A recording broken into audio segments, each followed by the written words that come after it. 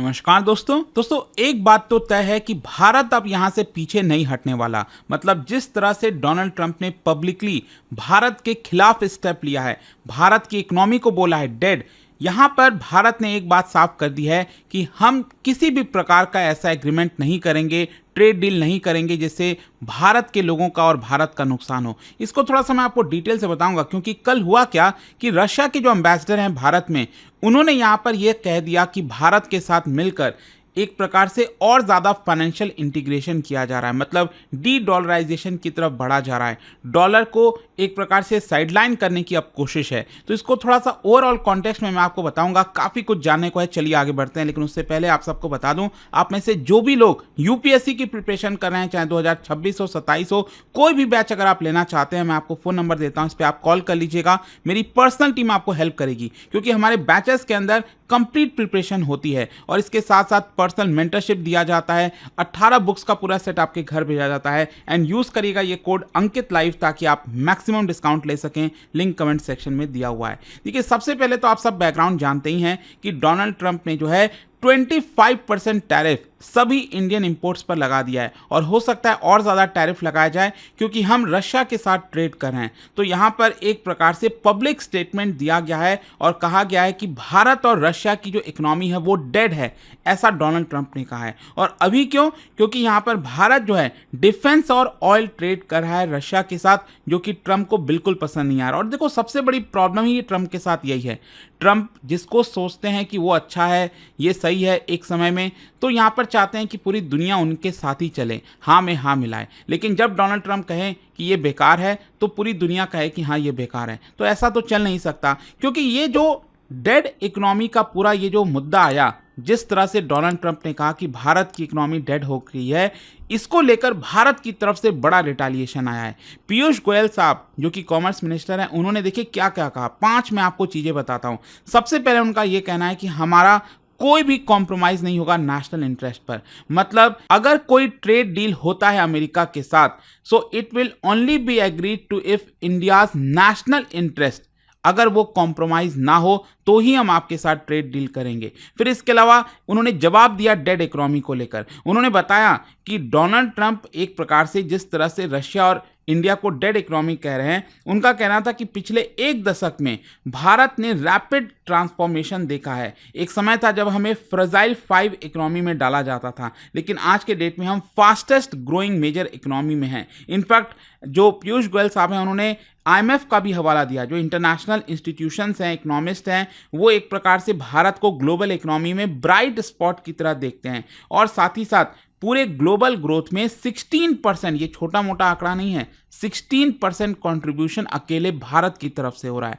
तो हमारी economy dead कैसे हुई? फिर इसके अलावा यहाँ पर उन्होंने कहा कि कैसे हम 3rd लार्जेस्ट इकोनॉमी बहुत जल्द बनने वाले हैं। अभी इसी साल के एंड में जापान को पीछे छोड़ के हम 4th लार्जेस्ट बन जाएंगे, और फिर उसके बाद यूएस और चाइना के ही पीछे रहेंगे, क्योंकि जर्मनी को भी हम पीछे छोड़ देंगे और 3rd लार्जेस्ट बन जाएंगे। फिर इसके अलावा उन्होंने ये भी कहा कि हम आत्मनिर्भर भारत की तरफ बढ़ रहे हैं। पिछले 1 दशक में भारत ने ट्रांसफॉर्मेटिव मेजर्स दिए हैं सरकार ने, ताकि मैन्युफैक्चरिंग हब को प्रमोट किया जाए भारत के अंदर, और मेक इन इंडिया इनिशिएटिव्स को ज़्यादा से ज़्यादा लाया जाए। फिर इसके अलावा उन्होंने एक और चीज़ एकदम क्रिस्टल क्लियर कर दी कि ट्रेड डील जो है वो म्यूचुअली बेनिफिशियल होना चाहिए। उन्होंने बताया कि कैसे पिछले 11 वर्षों में भारत सरकार ने दुनिया के साथ कई देशों के साथ बेनिफिशियल ट्रेड एग्रीमेंट किया है, चाहे यूएई है, यूके है, ऑस्ट्रेलिया है, EFTA हो गया।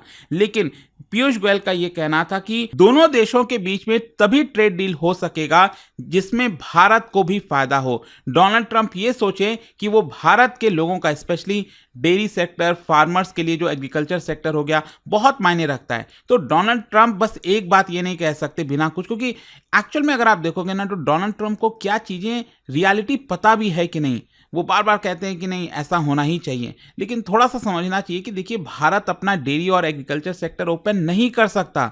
ये रोजी रोटी का सवाल बन जाएगा, और इसी की वजह से कहीं ना कहीं डोनाल्ड ट्रंप शायद रियलिटी से वाकिफ नहीं है, और उन्होंने इस तरह के स्टेटमेंट दे दिए जिसकी वजह से दोनों देशों के रिश्ते काफ़ी खराब हो सकते हैं। ओवरऑल आपको समझना है कि भारत ने रेड लाइन ड्रॉ कर दिया है, और हमारा मैसेज क्लियर है, it will not be pressured into an unfavourable trade deal. और क्वेश्चन यहाँ पर यही आता है कि क्या यूएस बैक ऑफ होगा? क्या वो अपने अप्रोच को रिकैलिब्रेट करेगा? यूएस क्या, बेसिकली ट्रम्प की ही बात है यहाँ पर। क्या वो भारत के इंपॉर्टेंस को समझेगा? एक तरफ डोनाल्ड ट्रंप चाइना को काउंटर करना चाहते हैं भारत की मदद से, लेकिन क्या इस सिचुएशन में ये सारी चीजें पॉसिबल हो पाएंगी? और इसीलिए अगर आप देखोगे ना, तो हो सकता है कि पूरा का पूरा मामला अब उल्टा हो जाए। जियोपॉलिटिक्स के अंदर कब क्या चीजें पलट जाती हैं आपको पता भी नहीं चलता। कल के डेट में जहां तक बोला जा रहा था कि यूएस और भारत स्ट्रैटेजिक पार्टनर हैं, और आज आपको दूर दूर तक ये देखने को नहीं मिल रहा, क्योंकि स्पेशली अगर आप देखिए तो भारत और रशिया अब हो सकता है कि और तेजी से डी डॉलराइजेशन की तरफ बढ़े। ऑलरेडी आपको पता है कि हमने फॉर्मल तरीके से जो रूपी रूबल ट्रेड है वो आपका मैकेनिज्म स्टार्ट कर दिया है। जैसे हम क्रूड ऑयल लेते हैं, फर्टिलाइजर हो गया, डिफेंस इक्विपमेंट हो गया, तो यहाँ पर रूपी रूबल में ट्रेड हो रहा है। या फिर इनफैक्ट जो थर्ड करेंसी है जैसे यूएई का दिरहम हो गया, उसमें हम ट्रेड कर रहे हैं। दोनों नेशंस जो हैं एक प्रकार से ऑल्टरनेट बैंकिंग चैनल्स बिल्ड कर रहे हैं ताकि स्विफ्ट डॉलर डोमिनेटेड जो पेमेंट सिस्टम है उसको बाईपास किया जा सके। रशिया की तरफ से वीटीबी बैंक, भारत की तरफ से यूको बैंक हो गया, वो यहाँ पर इसमें शामिल हो रहे हैं। यहाँ पर डिस्कशन चल रहा है कि किस तरह से हम बायलैटरल फाइनेंशियल मैसेजिंग सिस्टम बना सकें ताकि स्विफ्ट की हमें जरूरत ना हो। इसके अलावा भारत का जो यूपीआई सिस्टम है उसको जल्द ही जल्द आपका रशियन पेमेंट नेटवर्क के साथ इंटीग्रेट कर दिया जाएगा। और इसके अलावा यूएस बेस्ड जो क्लियरिंग हाउसेज हैं उसको हम एंटायर तरीके से अवॉइड कर पाएंगे। ये इस समय चर्चा चल रही है। अच्छा, इसमें रशिया का क्या मोटिवेशन है? देखो यहाँ पर क्या है ना, यूएस और यूरोपियन यूनियन के द्वारा सैंक्शंस लगाया गया यूक्रेन वॉर के बाद से, तो रशिया चाहता है कि जितना ज़्यादा देश उसके साथ आ सके। फिर इसके अलावा डी डॉलराइजेशन को तेजी से पुश कर रहा है चाइना और ईरान के साथ मिलकर, और अब यहाँ पर भारत भी रशिया के साथ इसमें शामिल हो जाएगा। और इसके अलावा यहाँ पर जिस तरह से ऑयल है भारत को डिस्काउंटेड रेट में बेचे जा रहे हैं, तो यहाँ पर रूपी मतलब जो लोकल करेंसीज हैं उसमें ट्रेड की बात हो रही है। भारत के लिए क्या मोटिवेशन है? देखो ऑब्वियस सी बात है, मोटिवेशन एक सबसे बड़ा यही है कि ट्रंप जिस तरह से भारत के खिलाफ स्टेप ले रहे हैं और हमारा जो पड़ोसी देश है पाकिस्तान उसकी वाहवाही में जुटे हुए हैं, काफ़ी कुछ चेंज हुआ है इस समय। और इसीलिए अगर आप देखोगे तो सबसे बड़ा मोटिवेशन यही हो सकता है कि जो चीज़ें हम शायद पहले खुलकर नहीं कर रहे थे, अब धीरे धीरे चीज़ें आपको खुलकर होते हुए देखने को मिलेगी। और यूएस के द्वारा जो सैंक्शंस वगैरह की बात है उसको हम थोड़ा सा रिड्यूस करने की कोशिश करेंगे। लेकिन ध्यान रखिएगा, इससे जो यूएस है वो बहुत ज़्यादा चिंता होगा उसको, क्योंकि आपको समझना है कि इस समय दुनिया भर में जो ग्लोबल फाइनेंस है उसमें डॉलर का काफ़ी मायने है।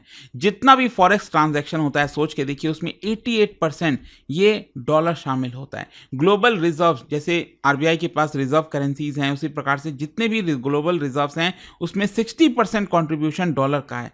और अगर मेजर इकोनॉमीज शिफ्ट कर देते हैं अपने ट्रेड को लोकल करेंसीज में, तो इसकी वजह से यूएस मॉनेटरी कंट्रोल कम पड़ जाएगा, कमी आएगी। सैंक्शंस का जो पावर होता था पहले यूएस के पास, किसी के ऊपर भी सैंक्शंस लगा दिया, इसमें आपका रिडक्शन आएगा। और जो ग्लोबल डेट डिमांड है फॉर यूएस ट्रेजरी बॉन्ड्स, ये भी आपका कम हो जाएगा। मतलब यूएस का जो दबदबा है डी डॉलराइजेशन होने से वो लगातार कम होता रहेगा। और हो सकता है कि ट्रंप काउंटर मूव्स चलें, ट्रंप यहाँ पर कहे कि हम आपको और पनिश करेंगे। जैसे आपने देखा होगा रिसेंटली ट्रंप बार बार कह रहे थे कि जो ब्रिक्स नेशंस हैं उनके ऊपर हम 50% का और टैरिफ लगा सकते हैं, इस तरह की वो बातें कर रहे थे। और देखो ब्रिक्स के कॉन्टेक्स्ट को भी आपको समझना होगा। यहाँ पर आपको याद होगा 1 साल पहले जो है कॉमन सेटलमेंट करेंसी की अचानक से काफ़ी चर्चा होने लग गई थी। इनफैक्ट एक फोटो काफ़ी वायरल हो रहा था जिसमें पुतिन जो हैं वो एक कुछ करेंसी को पकड़े हुए थे, ब्रिक्स करेंसी बोला जा रहा था, लेकिन एक्चुअली में ऐसा नहीं है, बस वो एक सिंबॉलिक जेस्चर था। लेकिन आपको समझना है कि ये चीज़ें कब रियलिटी में हो जाए आपको पता भी नहीं चलेगा।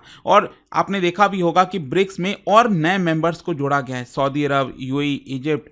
तो यहाँ पर करीब 11 मेंबर्स हो गए हैं जो कि पहले 5 मेंबर्स हुआ करते थे। और साथ ही साथ जो डिजिटल पेमेंट प्लेटफॉर्म्स हैं उनको इंटीग्रेट करने की बात कही जा रही है। BRICS pay, cross border CBDC system, digital yuan interoperability, इन सबको कहीं ना कहीं कनेक्ट करने की बात हो रही है। लेकिन देखो भारत का अभी तक अगर आप स्टैंस देखोगे ब्रिक्स करेंसी को लेकर, तो हमने पब्लिकली इसको अभी तक रिजेक्ट किया था। हमने मेंटेन किया था कि रूपी जो है it should be internationalised but not at the dollars expense. हम मान के चल रहे थे कि चलो डोनाल्ड ट्रंप अमेरिका भारत का साथी है तो हम उसे नाराज नहीं करना चाहिए, और इसीलिए अभी तक हम पब्लिकली इन सारी चीज़ों को रिजेक्ट कर रहे थे। लेकिन आपको क्या लगता है कि डोनाल्ड ट्रंप का जिस तरह से रवैया है, यहाँ पर हो सकता है कि भारत का भी जो स्टैंस है वो चेंज हो, और इसका इम्पैक्ट तो होगा ही, नो डाउट इकोनॉमिक इम्पैक्ट होगा टैरिफ की वजह से। हमारा स्पेशली जो textile, pharma, James and jewellery वाला सेक्टर हो गया, वो प्रॉब्लम में आएगा। अभी कल ही आपने देखा होगा कि जो पूरा का पूरा रुपी है वो आपका लोअर पे चला गया था, मतलब पिछले 3-4 महीने के लोएस्ट स्तर पर चला गया।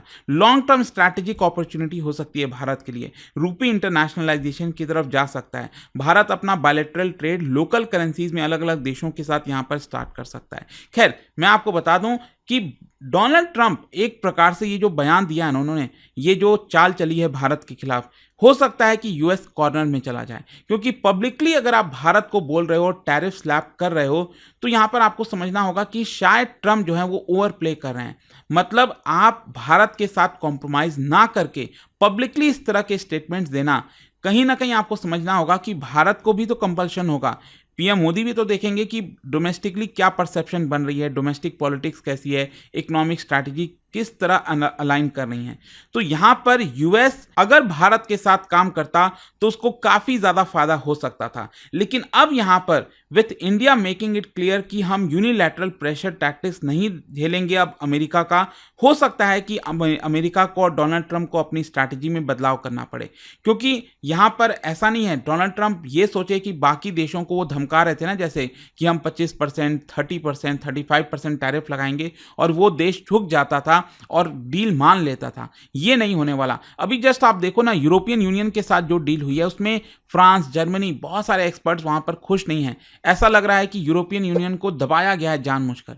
तो इसी प्रकार की चीज है, लेकिन आप सब जानते हैं कि भारत इसमें झुकने वाला नहीं है। लेट्स सी अब फर्दर जो है डी डॉलराइजेशन को लेकर क्या आगे चीजें होंगी, जो भी अपडेट आएगा मैं आपको बताऊंगा। लेकिन डेफिनेटली इसको लेकर कल जो रशियन एम्बेसडर्स हैं उन्होंने काफी बड़ी बड़ी बातें कही। तो ये पूरा वीडियो था, और जाने से पहले आप सबके लिए एक इंटरेस्टिंग क्वेश्चन, क्या बता सकते हो यहाँ पर करेंसी इंटरनेशनलाइजेशन को लेकर 2 स्टेटमेंट यहाँ पर दिए, मैं आपको बताना है कौन सा करेक्ट है। और इसका राइट आंसर आप सब जानते हैं, मेरे इंस्टाग्राम पर तो मिलेगा ही, वहां पर अगर आप नहीं हो कोई बात नहीं, टेलीग्राम से ले सकते हैं इसका सही उत्तर। और मैं कई सारे जो एमसीक्यूज हैं वो यहाँ पर स्टोरीज में डालता रहता हूँ। और दोस्तों, जैसा मैंने आपको बताया, अगर आप यूपीएससी की तैयारी कर रहे हैं, स्टडी आईक्यू पर हमारे जितने भी बैचेस हैं 2026-27 कोई भी ईयर की आप तैयारी कर रहे हो, ले सकते हो। अगर आपको कोई प्रॉब्लम है, दिक्कत है, ये फोन नंबर दिया हुआ है, आप कॉल कर लीजिएगा। इसमें मेरी पर्सनल टीम जो है वो आपको डायरेक्ट हेल्प करेगी, ताकि आप इस कोर्स के बारे में और जान सकें, क्योंकि इसमें आपको सब कुछ प्रोवाइड किया जाता है। And tell them to use this code Ankit live, ताकि आप मैक्सिमम डिस्काउंट भी ले सकें। दोस्तों, स्टडी आईक्यू का डबल धमाका सेल लाइव हो चुका है, और इस बार तैयारी का गेम पूरा बदल दिया गया है। एक बैच लो, 3 का एक्सेस पाओ। जी हाँ, अगर आपने इंग्लिश बैच लिया तो हिंदी और इंग्लिश बैचेस फ्री मिलेंगे, और हिंदी खरीदे बाकी 2 लैंग्वेजेस का एक्सेस फ्री पाएं। अब लैंग्वेज का रिस्ट्रिक्शंस हटाओ और अपनी प्रिपरेशन को ऑल राउंड बनाओ। और सबसे बड़ी बात, P2I foundation Pratigya batch start हो चुका है।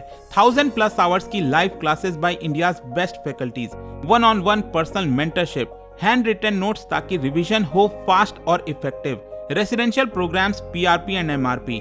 इस बैच में सिर्फ पढ़ाई नहीं, जीतने की भी तैयारी होती है। प्रीलिम्स क्लियर करो, पूरा फीस रिफंड पाओ।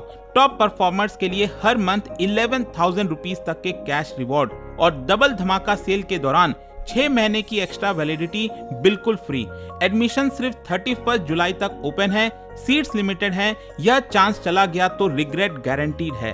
अभी स्टडी आईक्यू ऐप या वेबसाइट पर जाएं, टाइप कीजिए P2I foundation Pratigya batch, use code Ankit live ANKITLIVE for the lowest price and click buy now, और शुरू कीजिए IAS की जर्नी। अभी भी अगर आपको कोई डाउट है तो मेरी पर्सनल टीम को इस नंबर पर कांटेक्ट कर सकते हैं, 092400233293। यह सिर्फ एक कोर्स नहीं, यह है IAS बनने की प्रतिज्ञा, और मैं हूं आपका मेंटर इस सफर में आपके साथ। स्टडी IQ IAS, आपका सिलेक्शन हमारा मिशन।